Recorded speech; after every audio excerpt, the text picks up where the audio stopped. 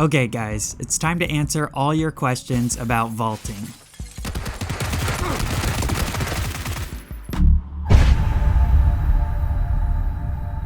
The vaulting test server was off to a little bit of a rough start last night, but I was finally able to pour many hours into it and record over 80 gigabytes of gameplay footage for you guys. In this video, we will be analyzing how to vault, keybind options for vaulting, analyzing the vault height and speed of vaulting. This includes time till you can shoot after initiating a vault, both from running and standing over both short and tall obstacles. We will also be addressing if energy drink speed boosts affect your vault speed, and just comparing the speed of running a straight route with and without vaulting obstacles. We'll be taking a look at what windows can be vaulted through and what changes have been made to the windows in general. We will also compare third-person animations to first-person, and finally we will try to answer what happened to crouch jumping. Has it been removed or changed? Alright, let's jump into it. Or should I say vault? So real quick update to the test server. They have since added squads to both first person and third person perspective and extended the test server a whole nother day. So we have a second day to try out vaulting. It will now end on Wednesday night instead of tonight, Tuesday night. That is if you live in the Pacific time zone. For everyone else, just add another 24 hours to what time you were already promised. Again, if you're not subscribed, you can hit that button to stay up to date with the latest. Now for anyone that has not experienced it yet or can experience it because of travels or whatever it may be, here's a super short first impression. Vaulting, while absolutely not perfect, is very smooth, fluid, and intuitive in PUBG. In fact, so much so that it feels like a natural part of the game, and in reality doesn't drastically change the overall feel of the game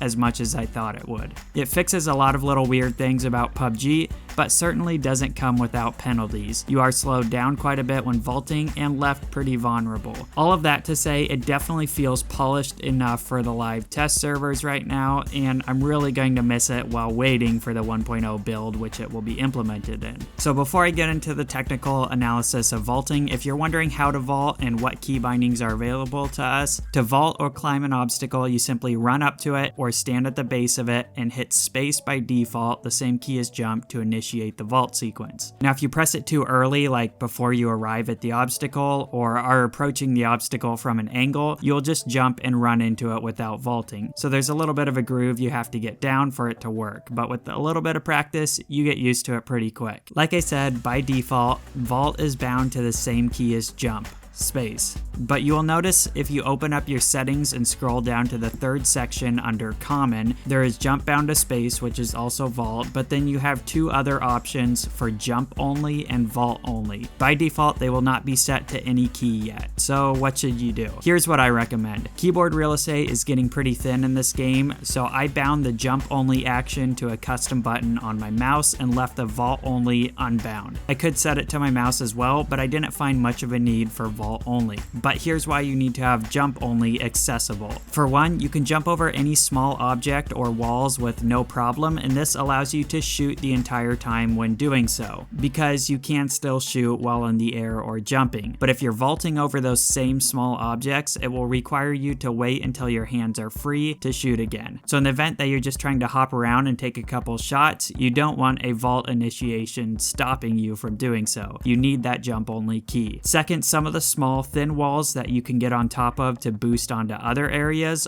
only allow you to vault over them because they are so thin. So they won't let you climb and stand on top of them, even though technically you can get on top of them. No matter what you do, it'll just vault over and spit you out on the other side. In this event, you want to have the jump only option available so you can hop up on those walls manually and then go from there. Hopefully that all makes sense.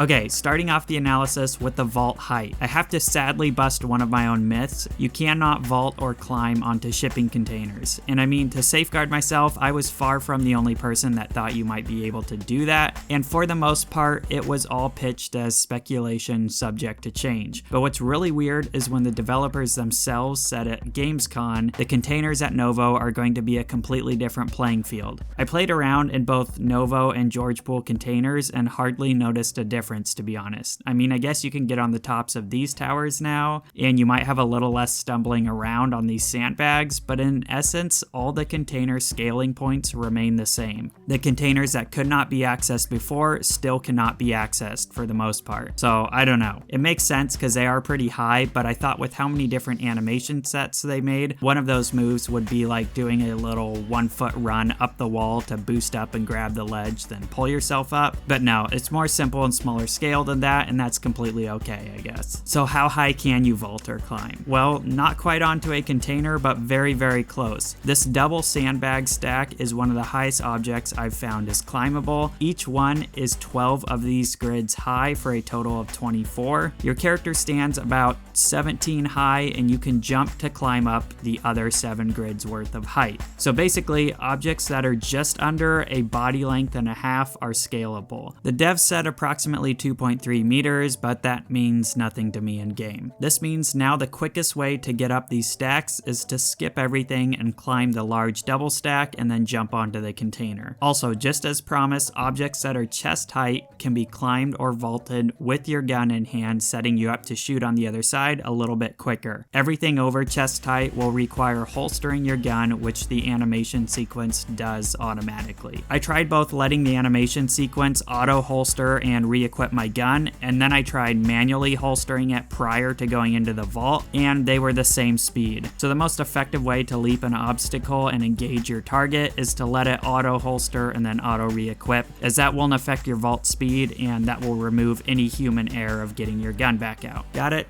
Good. Okay, on to the next. One more thing I almost forgot that is related to height. You can in effect cancel or back down from a vault, but only on the longer vaults or higher obstacles. It's a pretty easy rule of thumb to keep track of because it follows the chest high parameter. For the most part, any vault over an obstacle higher than your chest can be reversed, but any vault over an obstacle shorter than your chest cannot be reversed, as the whole animation process is just too quick. And that makes sense in real life too. If you hop over a 2-foot curb, it's going to be one swift jump or move, whereas if you're pulling yourself up a tall wall, there's multiple movements and a slower process that can be reversed. Okay, now on to the next. Next up, we are going to test the speed or duration of the vault or climb sequence. I conducted a ton of tests on this, hoping to find something juicy, and while there are some pretty good takeaways for us, it was almost more work than it was worth. But here's what I tested. Oh, and let's clarify terms real quick in case anyone watching doesn't know. The term vaulting refers to the action where you cross over an obstacle ending up on the other side, and the term climbing refers to the action where you climb an obstacle ending up standing on top of it rather than on the other side. Okay, I started off with these giant sandbags, box barrier things. I tested climbing both the single and double stack with these 3 variables. First, from a standstill, the second from a medium walk or run speed, and the third from a full sprint. Now I did a lot of different tests and repeats of each test to confirm these findings, but for the sake of time, I'm going to cut a lot of it out since it all results in the same thing anyway. But in short, it took 1.8 seconds or a hair less than 2 seconds to climb the single stack from a standstill, and that time did not change at all whether I started from a standstill or went into the climb from a full sprint. All 3 times were the exact same down to the frame. And now, having run these tests, we can confirm that momentum does not have any effect on the action of climbing. The animation will change, but the duration for climbing will always be the same. I did the same 3 tests for the double stack and got a solid 3-second climb duration. I took these readings from the exact moment the vault sequence was initiated until the exact frame where the gun was locked off, in hand, ready to fire. Now we move over to vaulting. I tested this wall here, which cannot be climbed, it can only be vaulted. And for this one, I'm going to show you the 2 extremes, both a standstill vault and a full sprint vault. I tested at the lowest point and the highest point of the wall. Again, I test the exact frame that the vault sequence is initiated to the exact frame that the gun is raised up in both hands ready to fire. From a standstill, I vaulted the shortest wall in 1.8 seconds, and from full sprint, I vaulted it in 1.2 seconds. So based off this, we can in fact confirm that momentum applies to vaulting and will speed up the process. Of course, with a wall this short, it's best to just jump over it so you can shoot at any moment you need to. but this is in the name of science. Now, the tallest part of the wall took 3.7 seconds to vault from a complete standstill, and from full sprint, it only took 2.8 seconds to vault, almost a full second difference. Now we know momentum doesn't affect climbing, but does affect vaulting speed. But does having a speed boost from an active booster also increase the speed? Let's find out.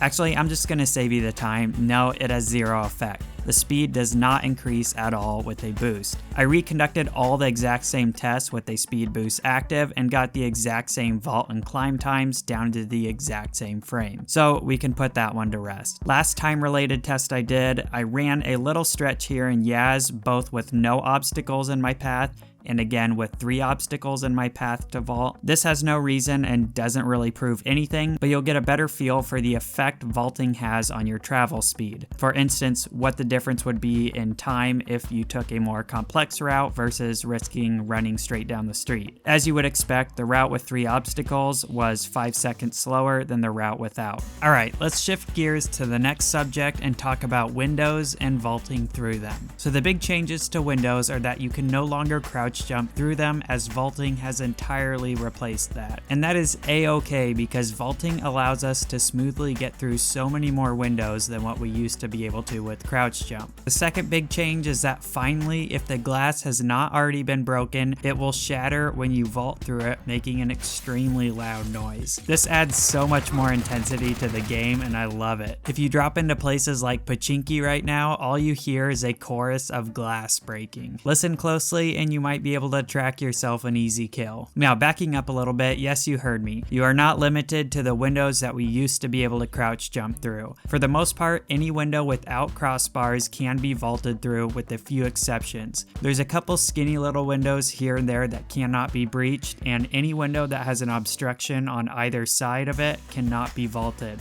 It really is a bummer because there's quite a few like that I've run into. But other than that, it's amazing. I'm shocked how many places we now have to breach or escape buildings. Honestly, the best rule of thumb is if it looks like you could squeeze through that window with not much problem in real life, you probably can in game, aside from the whole obstruction principle. And make sure you give a window a few tries. Some of the skinny ones or small square ones just require being perfectly lined up with the center, so if at first your character doesn't vault, that doesn't necessarily mean you can't. You might just have to recenter and try again. Okay, we're starting to wrap up here. What happens to crouch jumping? Well, I thought it would remain in the game, but turns out it is entirely replaced by vaulting and no longer possible, at least on the build with vaulting. You can still crouch jump in the live server, but this is totally okay because in many ways vaulting is a huge improvement over crouch jumping, and there's just the right amount of vaulting that you no longer feel like a clumsy idiot on the battlefield, but at the same time it's not like hordes of ninjas running around everywhere. One thing I will say about the removal of crouch jumping, but this is strictly a gut feeling,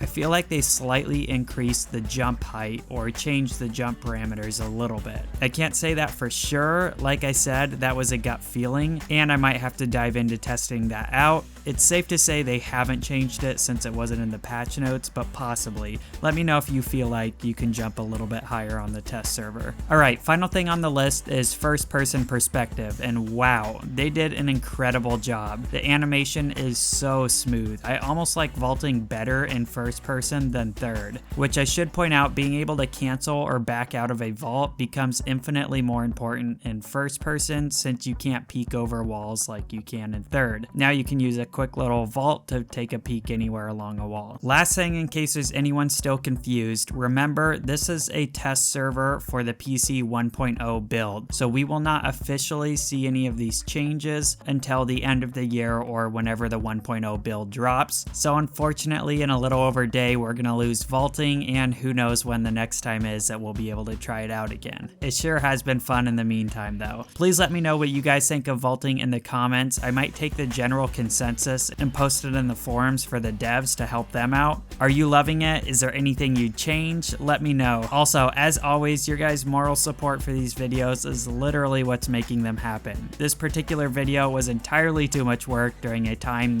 when I just wanted to be out there vaulting, but I owe it to you guys. You guys are awesome. This is just a small token of our appreciation for all the likes, comments, and subs you guys have been leaving lately. I've got at least 2 more videos about vaulting coming up, and I think they'll be even more epic than this one. So stay tuned for those, and until then, let's all vault through the Battlegrounds.